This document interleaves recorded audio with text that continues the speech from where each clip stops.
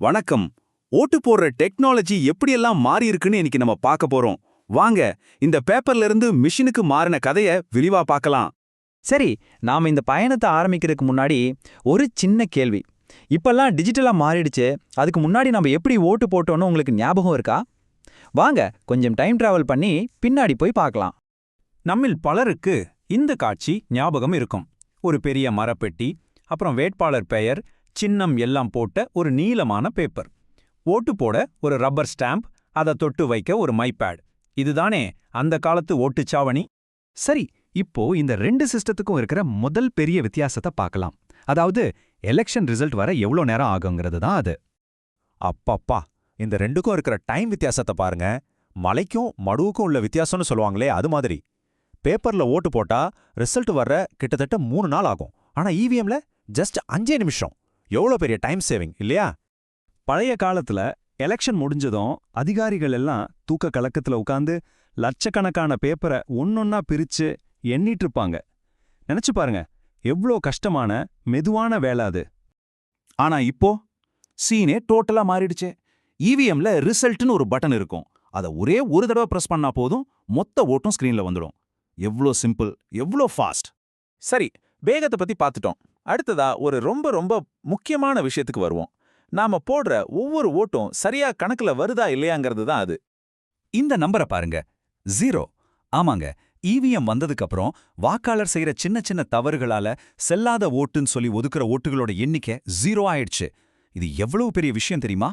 ஏன்னா பழைய பேப்பர் முறையில நம்ம ஓட்டு வீணா போறதுக்கு நிறைய காரணம் இருந்துச்சு. மை கொஞ்சம் சிந்துருச்சுனாலோ, இல்ல தெரியாம 2 சின்னத்துக்கு நடுவுல ஸ்டாம்ப் வச்சுட்டாலோ, இல்ல பேப்பரை மடிக்கும் போது கிழிஞ்சிட்டாலோ, அவ்வளவுதான், அந்த ஓட்டு வேஸ்ட். ஆனா இவிஎம்ல அப்படி இல்ல. நீங்க பட்டனை பிரஸ் பண்ணதும் பீஃப்னு ஒரு சத்தம் கேட்கும். அந்த சத்தம் தான் உங்களுக்கான கன்ஃபர்மேஷன்.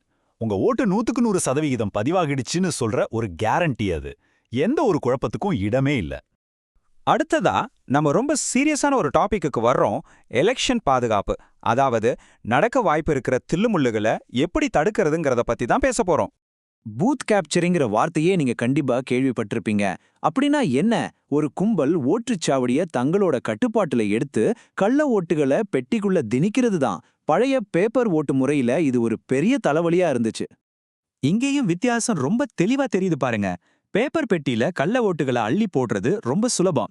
ஆனா இவிஎம்கள் நல்ல சீல் செய்யப்பட்டு அதோட வேகமும் கட்டுப்படுத்தப்பட்டதால அந்த மாதிரி தில்லுமுள்ளு பண்றது கிட்டத்தட்ட சாத்தியமே இல்லாத ஒரு காரியம். இதுல இருக்கிற டெக்னாலஜி ரொம்பவே இன்ட்ரெஸ்டிங்.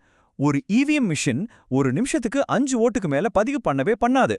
அதனால யாராவது வந்து படபடன் 100கணக்கான கள்ள ஓட்டுகளை போட நினைச்சா சான்ஸே இல்ல. சரி, இப்போ நாம அதிகம் பேசாத ஆனா ரொம்ப முக்கியமான ஒரு விஷயத்தை பத்தி பார்க்க போறோம். நம்ம தேர்தல்களால சுற்றுச்சூழலுக்கு என்ன பாதிப்பு ஏற்படுதுங்கிறது தான் அது. இந்த சாட்டை பாருங்க, வித்தியாசம் உங்களுக்கே புரியும். ஒவ்வொரு தேர்தலுக்கும் கோடிக்கணக்கான பேலட் பேப்பர் அச்சடிக்க ஆயிரக்கணக்கான மரங்களை வெட்ட வேண்டியிருக்கு. ஆனா இவிஎம்களை திரும்ப திரும்ப பயன்படுத்துறதால காகிதமே தேவைப்படாது. இதை நம்ம சுற்றுப்புறத்துக்கு நம்ம செய்யற ஒரு பெரிய நல்லது இல்லையா?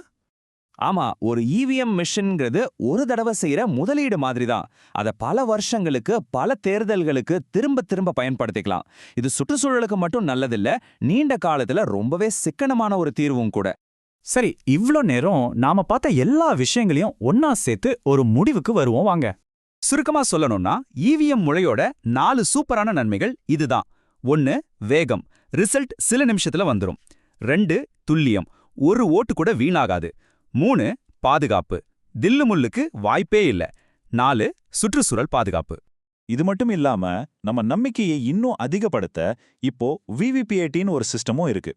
நீங்க ஓட்டு போட்ட உடனே யாருக்கு ஓட்டு போட்டீங்கன்னு ஒரு சின்ன பேப்பர் பிரிண்ட் ஆகி வரும். அதை நீங்களே பார்த்து உறுதிப்படுத்திக்கலாம். இதனால வெளிப்படைத்தன்மை இன்னும் அதிகமாகுது. அப்போ இதோட மொத்த விளைவு என்னன்னு கேட்டீங்கன்னா, நம்ம கிட்ட இப்போ ரொம்ப வேகமான, ரொம்ப பாதுகாப்பான, அதே சமயம் ரொம்ப வெளிப்படையான ஒரு ஓட்டுப்பதிவு முறை இருக்கு. டெக்னாலஜி தினமும் வளர்ந்துகிட்டே இருக்கு. எதிர்காலத்துல நம்ம ஜனநாயகத்தை இன்னும் பலப்படுத்த வேற என்னென்ன புதுமைகளை எல்லாம் கொண்டு வரலாம்னு நீங்க நினைக்கிறீங்க? இந்த கேள்வியோட இந்த விளக்கத்தை நான் முடிக்கிறேன். யோசிச்சு பாருங்க.